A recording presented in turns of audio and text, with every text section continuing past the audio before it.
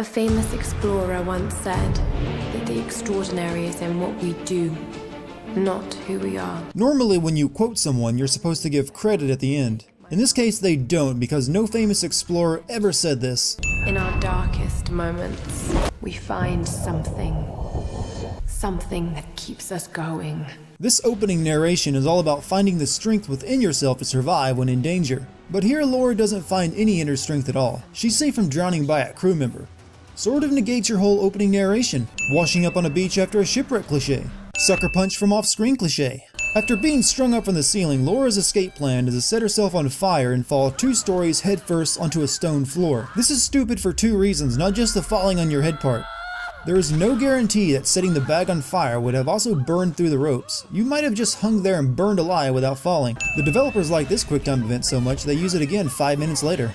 Some considerate soul went across the entire island marking climbable ledges with white paint.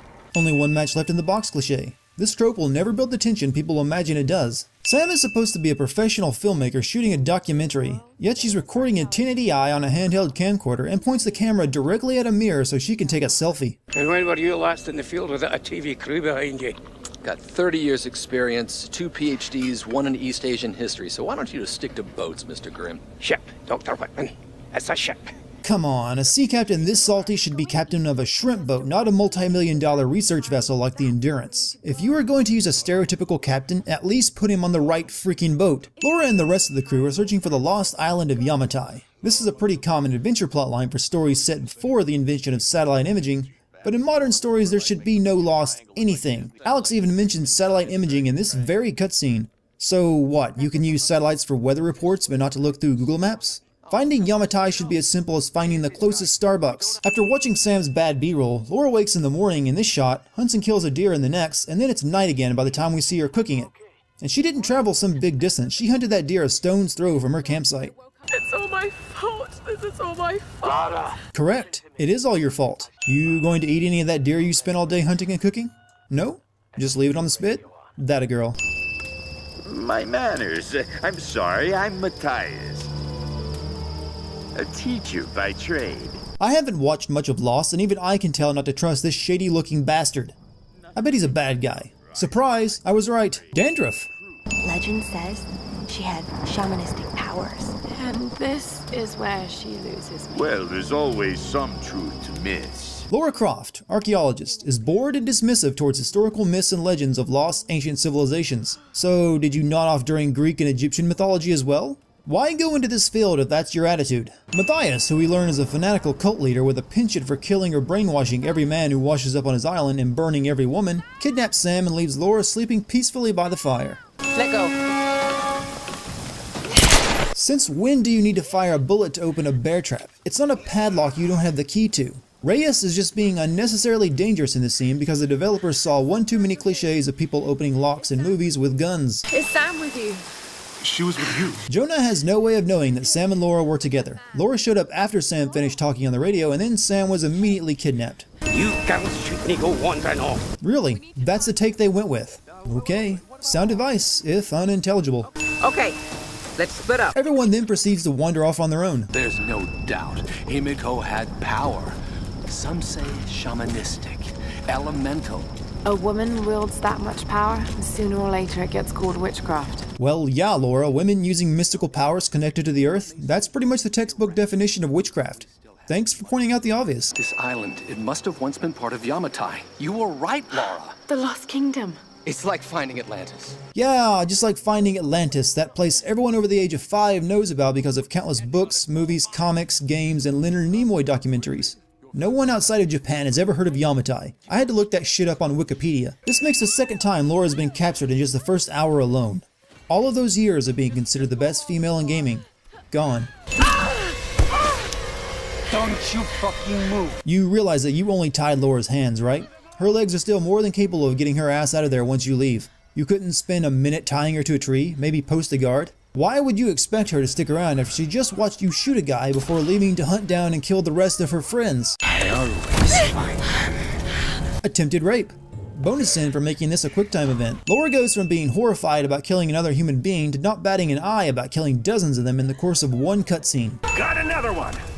She went down over there. Yamatai is located somewhere in the Sea of Japan, yet somehow all the survivors who washed up here are American. Roth built a campfire on top of a wooden platform. Something tells me Roth is not the experienced adventurer he's made out to be. So I assume the plan is to take that up to the radio tower. Emergency radio transponders work just fine on their own. That's the whole point. And if the radio tower works, you wouldn't even need the fucking transponder. So I was on the walk, right?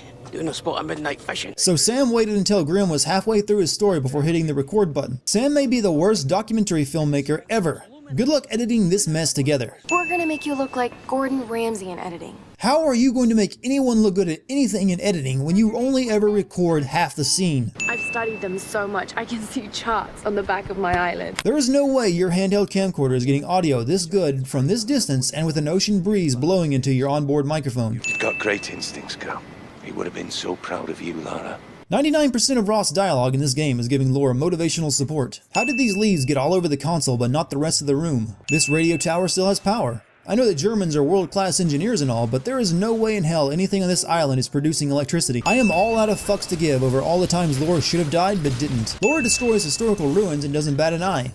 Why did you become an archaeologist again? Laura finds a rope on the ground and decides to combine it with her arrows. This would never work. Ever. The weight of the rope would drag the arrow to the ground after just a few feet. Also, how does using a rope make it possible for Laura to tear doors out of the frames? It's still her own upper body strength. Couldn't she pull out doors without messing with ropes and arrows? I'm really glad you moved. Roth, who has an injured leg and uses that as an excuse not to climb the cliff to the radio tower, climbed up a cliff so he could have a campsite with a better view. Kill her! Matthias orders his men to kill Laura and they immediately disobey him by knocking her out. So the Oni, a group of undead Japanese samurai who show no mercy and kill anyone who comes near their monastery, just drag Laura inside unconscious and string her up from the ceiling. They killed everyone else and had a good time doing it from the looks of this room. Why make the exception for Laura? The developers like that opening QuickTime event so much they use it again 3 hours later. Laura finds a shotgun on a dead German soldier and it works perfectly despite having not been oiled once since World War II and exposed to the elements for that entire time. I hate tombs. Ironic statement. Wind this strong would easily blow Lara off this small ledge. Good to know that the giant samurai from Sucker Punch found more work. What exactly did this hallway get stuck on to keep it from falling? This thing spans a freaking canyon. There is nothing on either side to stop it from falling down. Shit, someone's coming. I've got to hide this thing. Sam? Sam! Way to yell into the radio even though Sam just finished telling you someone was coming and she needed to hide it. This entire game, Lara has been using arrows and ropes to get across gaps. But not here. She just wades right into that shit. I'm sure Jurassic Park 2 is just happy that someone finally stole a scene from it. Lara only had time to fasten the shoulder straps of this parachute, but somehow the waist strap is fastened as well as soon as the glass breaks. Why would you want to take your parachute off at this height? Sure, hitting the trees could kill you, but so could hitting the ground. At least you could steer somewhat with the parachute on. Lara reopens the wounds she received at the beginning of the game, then spends the next 10 minutes unable to climb due to the pain of her injury. Why wasn't she in that much pain when first injured? Lara did all sorts of jumping and climbing minutes after she was impaled back in the cave. This area is completely different from when Lara saw it from on top of the mountain. There was no shantytown under the palace and both of the bridges were intact. All of the rust and dirt here tells me this helicopter has been sitting here for years, yet the pilot's corpse is still fresh. I'm sure Rambo 3 is just glad that someone finally stole a scene from it. FYI, cauterizing a wound doesn't heal it, it just stops it from bleeding. You are still seriously injured. In fact, using an arrowhead is only going to make your injury worse. This arrow was just pulled out of Laura's stomach, yet there isn't a single drop of blood anywhere on it. Oh no, that stereotypical character we spent all of 2 minutes getting to know. Where did Roth get a high-powered rifle? I've seen both of his campsites and there was no rifle at either of them. Also, Roth climbed up yet another mountain with his injured leg. I've got a clear sight with my rifle until the palace wall. Really? You were at a lower angle to the bridge. Anyone not on the side facing you is completely out of your line of sight. That is the opposite of having a clear shot. Rather than simply push Lara over the edge of the bridge she was sitting on, this genius decides to pull Lara back onto the bridge and into a headlock to break her neck. Efficiency, dude. Learn it. Lara has an automatic rifle and a clean shot at the antagonist, so of course she shoots an arrow at an unimportant side character instead. She chooses her bow over a machine gun and a shotgun, two infinitely better weapons in this situation. It's no surprise that Laura is rushed and overwhelmed after firing just 2 freaking arrows. This scene is cool and all, but there is no way in hell you can fall into a pool of human blood and not come out with some terrible disease. Laura likely has HIV, syphilis, hepatitis, and pink eye. And where did all this blood come from? Do that many people wash up on Yamatai that killing them is enough to create thousands of gallons of blood? If there is this much natural gas leaking into a closed area, like say a cave, everyone inside would have asphyxiated long ago.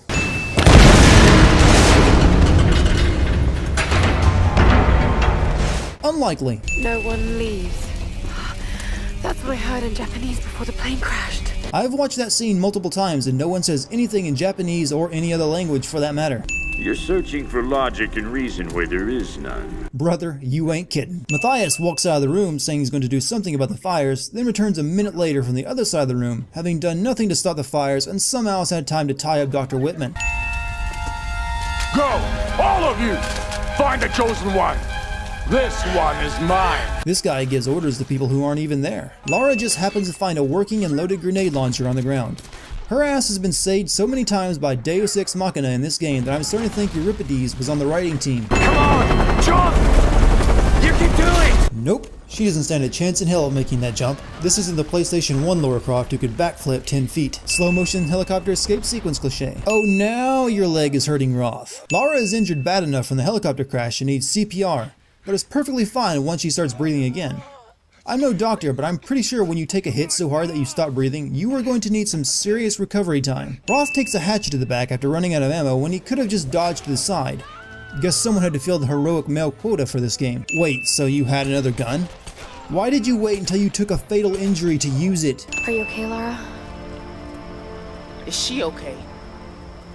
Because it's all about Lara, isn't it? Roth is obviously dead. No need to ask if he's okay. And no need to be a bitch about it, Reyes. No one leaves. The storms. They're linked to the power of the Sun Queen. If Lara didn't talk to herself so much, the audience would have no idea what was going on. Let's talk about these storms that are supposed to crash everything that comes near the island. If that's the case, then how do you explain all the infrastructure the Japanese and German soldiers built? They put up a radio tower, a submarine base, even a freaking freight gondola. You can't build stuff like that with what you find washed up on the beach. So some of their cargo ships had to have made it through. Was Himiko just having a day off when that happened? This entire scene with the suspended boat deserves 5 more sins just for how improbable it was that Laura survived it. Lara!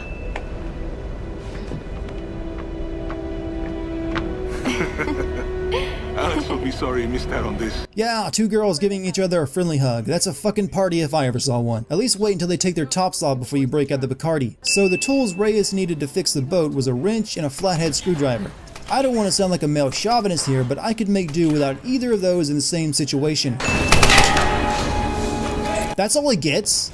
I mean, I can understand why you wouldn't feel anything for Alex, but that's a pretty cold thing to do to a guy who is sacrificing his life so you can escape. Why not just tell him he's like a brother to you while you're at it? Really grind it in his final moments that he was in the deepest reaches of the friend zone and had no chance. Alex waits a whole 5 seconds after Laura closes the door before blowing up the ship, knowing full well Laura hasn't had time to escape.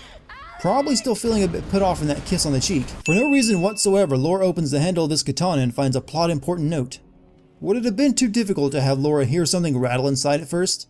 Isn't that how this trope is supposed to work? I have failed, my queen. The ritual was corrupted. The priestess knew only death could save her and took her own life. So the girl who was originally going to be Himiko's new body found out and killed herself before Himiko could take it. So why couldn't Himiko just choose someone else? It was even stated earlier that there were other candidates. Why turn yourself into a vengeful corpse that sits on top of a tower for the next 1,000 years in hopes that one of your ancestors shows up? During the attack, Whitman took Sam and they disappeared. Sam gets kidnapped again, making this her second go-around on the kidnapping train and the 6th time overall in this game that a woman is kidnapped by men. 7 if you include the one time Reyes was captured as well. Why doesn't Lara shoot Matthias right now? She has a clear shot and he doesn't know she's there. None of the Oni can see Laura walking across this beam. She's only a few feet above them, and there are Oni walking up a staircase that faces in her direction. This big guy kicks open the gate and walks out in this scene, and then walks out again in the next. In this shot, these flames cover the entire entrance. In the next, there's a convenient gap for Matthias to drag Sam through. Waist high flames. Nope, couldn't possibly jump over that. I mean, Laura has only ran through 2 burning buildings already in this game. Arrows again, Lara? Didn't you learn anything from the last time? You have a pistol and an assault rifle. Just saying.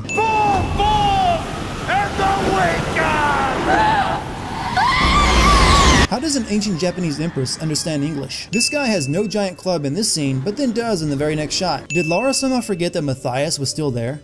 He was standing just a few feet to the left of where you were aiming. How did he take you by surprise? Matthias fires 1 bullet, knocking the bow out of Lara's hands, then tackles her like a dumbass rather than empty the clip into her. A stick? That's what you use to kill a body-stealing undead witch. Yeah, it worked, but you had 2 pistols on you. Use the right freaking weapon for once. Single beam of sunlight illuminates the main character's ending cliche.